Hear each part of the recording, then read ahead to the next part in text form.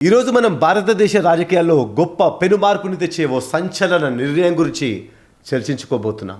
అదే డీలిమిటేషన్.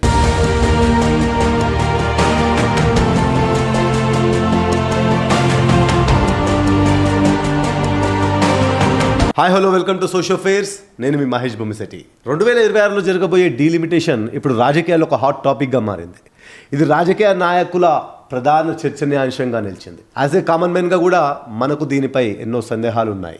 ఈ డీలిమిటేషన్ కారణంగా దక్షిణ భారతదేశానికి తక్కువ పార్లమెంట్ సీట్లు మరియు ఉత్తర భారతదేశానికి ఎక్కువ సీట్లు వస్తాయనుకుంటున్నారా?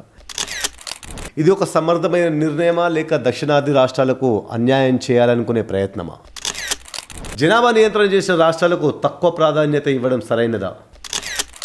దీనివల్ల ఎవరికి లాభం, ఎవరికి నష్టం? ఇది అప్రూవ్ అయితే భారతదేశ రాజకీయ భవిష్యత్తు మంచి మార్పులు వస్తాయనుకుందామా? ఇది రాష్ట్రాల హక్కులను దెబ్బతీసే ఒక నిర్ణయమా? ఈ డీలిమిటేషన్ అప్రూవ్ అయితే భారతదేశ రాజకీయ భవిష్యత్తులో మంచి మార్పులు వస్తాయనుకుంటున్నారా? ఇది రాష్ట్రాల హక్కులను దెబ్బతీసే ఒక నిర్ణయమా, లేక సరైన ప్రాతినిధ్యత్వాన్ని అందించగలదా? ఈ విషయాలపై స్పష్టమైన అవగాహన పొందాలంటే ఈ వీడియోని స్కిప్ చేయకుండా పూర్తిగా చూడండి. ఫస్ట్ మనం డీలిమిటేషన్ అంటే ఏంటో తెలుసుకుందాం. డీలిమిటేషన్ అంటే ఒక దేశంలోని ఎన్నికల నియోజకవర్గాల సరిహద్దులను పునర్నిర్ణయించడం. సింపుల్గా చెప్పాలి అంటే జనాభా అధికంగా ఉన్న రాష్ట్రాలకు లోక్సభ మరియు స్టేట్ అసెంబ్లీ సీట్లు ఎక్కువగా కేటాయించడం. ప్రధానంగా ఇది లాస్ట్ సెన్సస్ను ఆధారంగా చేసుకొని నిర్వహిస్తారు. ఈ ప్రక్రియ జనాభా మార్పులు, మైగ్రేషన్, రీజనల్ ఇంబ్యాలెన్స్ వంటి అంశాల కారణంగా ప్రజాస్వామ్యంలో సమాన ప్రాతినిధ్యం కల్పించేందుకు అమలులోకి తీసుకురాబడింది. దీనివల్ల లోక్సభ మరియు అసెంబ్లీ నియోజకవర్గాల పునర్నిర్మాణం సముచితంగా జరుగుతుంది. ఇది ప్రజాస్వామ్యంలో సమతుల్యతను తీసుకురావడానికి, ఎన్నికల ప్రక్రియను మెరుగుపరచడానికి ఉపయోగపడుతుంది. ఉదాహరణకు 1951లో కొన్ని నియోజకవర్గాల్లో జనాభా తక్కువగా ఉండగా కొన్ని చోట్ల ఎక్కువగా ఉండేది. కాబట్టి న్యాయమైన ప్రాతినిధ్యం కోసం సరిహద్దులను తిరిగి నిర్వహించాల్సిన అవసరం ఏర్పడింది. అందువల్ల డీలిమిటేషన్ను చేపట్టారు. భారతదేశంలో డీలిమిటేషన్ కమిషన్ను 1952లో ఏర్పాటు చేశారు. ఇప్పటి వరకు 4 సార్లు డీలిమిటేషన్ జరిగింది. మొదటి డీలిమిటేషన్ 1951 సెన్సస్ అనంతరం 1952లో నిర్వహించారు.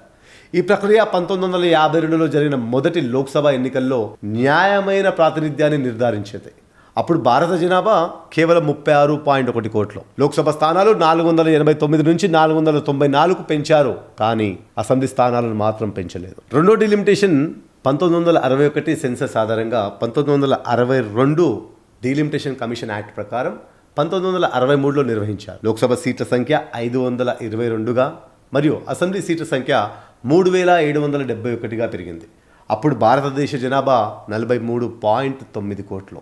అయితే అదేవిధంగా మూడవ డీలిమిటేషన్ 1973లో జరిగింది. అప్పుడు భారతదేశ జనాభా 54.8 కోట్లు ఉండగా లోక్సభ సీట్ల సంఖ్య 543కు పెరగగా అసెంబ్లీ సీట్ల సంఖ్య 3997కు పెరిగింది. అయితే 1976 సంవత్సరం వచ్చేసరికి భారత జనాభా 62.6 కోట్లుగా రికార్డ్ అయింది. అత్యవసర పరిస్థితుల్లో అప్పటి ప్రధానమంత్రి అయిన శ్రీమతి ఇందిరాగాంధీ గారు భారత్లో కుటుంబ నియంత్రణ చట్టాన్ని ప్రోత్సహించాలనుకుంది. అయితే 1976లో రాజ్యాంగాన్ని 42వ రాజ్యాంగ సవరణ చట్ట ప్రకారం సవరించి 2001లో జనగణన మరియు లోక్సభ మరియు అసెంబ్లీ నియోజకవర్గాల విభజనను నిలిపివేసింది. దీనివల్ల 1981 మరియు 91 జనగణన తర్వాత నియోజకవర్గాల విభజన కోసం డీలిమిటేషన్ కమిషన్ ఏర్పాటు చేయలేదు. 2002 వరకు ఈ డీలిమిటేషన్ని నిలిపివేశారు. అదేవిధంగా తిరిగి 2026 వరకు కూడా ఇదే పరిస్థితిని కొనసాగిస్తున్నారు.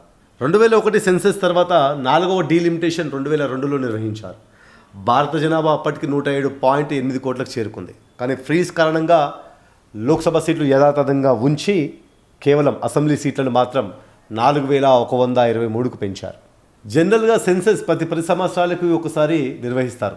అయితే కోవిడ్-19 కారణంగా 2021లో జరగాల్సిన జనగణనను 2026కు వాయిదా వేశారు.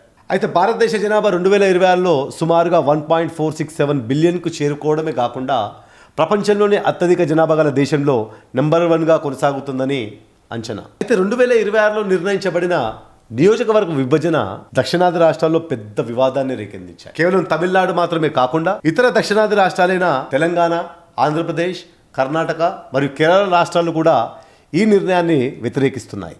అయితే ఏకంగా తమిళనాడు ముఖ్యమంత్రి అయిన ఎంకే స్టాలిన్ అధ్యక్షత వహించిన అఖిలపక్ష సమావేశం మార్చి 5న నిర్వహించారు. 2026లో జరగాల్సిన నియోజకవర్గ విభజన కార్యక్రమాన్ని తాత్కాలికంగా నిలిపివేసి మరియు లోక్సభ స్థానాల సంఖ్యను అలాగే స్టేట్ వైజ్ డిస్ట్రిబ్యూషన్ మరో 30 సంవత్సరాల పాటు నిలిపివేయాలని కేంద్ర ప్రభుత్వాన్ని వీరు కోరారు.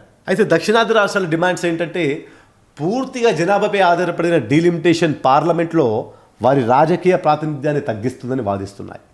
జనాభా నియంత్రణ చర్యలను విజయవంతంగా అమలు చేసిన తమకు ఇది శిక్షించడమేనని, అదే సమయంలో ఈ విధానాలను అమలు చేయని రాష్ట్రాలకు ప్రోత్సాహం అందిస్తున్నారని వారు ప్రశ్నిస్తున్నారు. అయితే ఉత్తరప్రదేశ్, బీహార్, జార్ఖండ్ వంటి రాష్ట్రాల్లో జనాభా స్థిరీకరణకు తగిన సమయం కల్పించేందుకు ఈ ఫ్రీజ్ను మరో 30 ఏళ్ళు అంటే 2056 వరకు పొడిగించాలని దక్షిణాది రాష్ట్రాలు కోరుకుంటున్నాయి. లోక్సభ స్థానాల సంఖ్య ఇదే విధంగా 543 లాగా ఉండి 2026 తర్వాత జనాభా గణాంకాల ఆధారంగా డీలిమిటేషన్ జరిగితే దక్షిణ భారతదేశం సుమారుగా 20కి పైగా స్థానాలను కోల్పోయే అవకాశం ఉంది. ఈ 20 స్థానాలు ఉత్తరాది రాష్ట్రాలు పొందే అవకాశం మెండుగా కనిపిస్తుంది. అదేవిధంగా లోక్సభ స్థానాలు 848 స్థానాలకు పెరిగే అవకాశం ఉంది. దీంతో ఒక్క ఉత్తరప్రదేశ్ మాత్రమే 60 స్థానాలకు పైగా పొందే అవకాశం ఉంది. అయితే రాబో రోజుల్లో ఈ పార్లమెంట్ స్థానాల సంఖ్య 848కి పెంచినా ఉత్తరప్రదేశ్ 60కి పైగా అదనపు స్థానాలు పొందుతుండగా మొత్తం దక్షిణాది రాష్ట్రాలు కలిపి 40 లోపే ఈ పార్లమెంట్ స్థానాలను పొందుతుంది. అయితే కేంద్ర ప్రభుత్వం మాత్రం ఈ విషయంపై ఇంకా స్పష్టమైన విధానం ప్రకటించలేదు. ఇప్పటి వరకు వచ్చిన అధికారిక ప్రకటన కేంద్ర హోంమంత్రి అమిత్ షా గారు చేసినదే. అందులో ఆయన దక్షిణాది రాష్ట్రాల స్థానాలు కోల్పోకుండా ప్రోరాటా పద్ధతిలో అదనపు స్థానాలు పొందుతాయని ఆయన హామీ ఇచ్చారు. మోదీ సర్కార్ ने लोकसभा में स्पष्ट किया है कि डीलिमिटेशन के बाद प्रोरेटा के हिसाब से दक्षिण के एक भी राज्य का एक भी सीट कम नहीं हो. అయితే రాజకీయ పార్టీలు మాత్రం ఈ ప్రోరాటా పంపిణీ ప్రస్తుత స్థానాల శాతాన్ని ఆధారంగా చేసుకుంటుందా లేక జనాభా గణాంకాల ప్రకారం నిర్ణయించబడుతుందా అనే విషయంలో స్పష్టత కోరుతున్నాయి. కాబట్టి డీలిమిటేషన్ పార్లమెంట్లో వివిధ రాష్ట్రాల ప్రాతినిధ్యాన్ని నిర్ధారించే ప్రక్రియ. అయితే దీనికి సంబంధించిన సమస్యలు ముఖ్యంగా దక్షిణ మరియు ఉత్తర రాష్ట్రాల మధ్య సమతుల్యత రాజకీయంగా సున్నితమైన విషయంగా మారింది. జనాభా నియంత్రణ ప్రయత్నాలను విస్తృతంగా అమలు చేసిన రాష్ట్రాలు తమ స్థానాలు కోల్పోయే ప్రమాదం ఎదురు కావచ్చని ఆందోళన వ్యక్తం చేస్తున్నాయి. మరోవైపు పెద్ద రాష్ట్రాలు వారి జనాభా ప్రాతిపదికన వారికి మరిన్ని స్థానాలు కావాలని పట్టుబడుతున్నాయి. ఈ సమస్యకు ఈక్వాలిటీతో కూడిన పూర్తి పరిష్కారం అవసరం. భారత ప్రజాస్వామ్య బలాన్ని కాపాడేందుకు కేంద్రం, రాష్ట్రాలు, రాజకీయ పక్షాలు అలాగే ప్రజలందరూ కలిసి సరైన నిర్ణయం తీసుకోవాలి. అదేవిధంగా న్యాయమైన విధానాన్ని పాటిస్తేనే అన్ని రాష్ట్రాలకు న్యాయం చేకూరుతుంది. సో వ్యూవర్స్, ఇది డీలిమిటేషన్ గురించి పూర్తి సమాచారం. డీలిమిటేషన్ గురించి మీరేమనుకుంటున్నారో కామెంట్ రూపంలో మాకు తెలియజేయండి. అదేవిధంగా మా ఈ వీడియోను పూర్తిగా చూసినందుకు ధన్యవాదములు. మీకు ఈ టాపిక్ నచ్చినట్లయితే లైక్ చేయండి మరియు షేర్ చేయండి. మా ఈ ఛానల్ని సబ్స్క్రైబ్ చేయండి. థ్యాంక్ యూ అండ్ జై హింద్.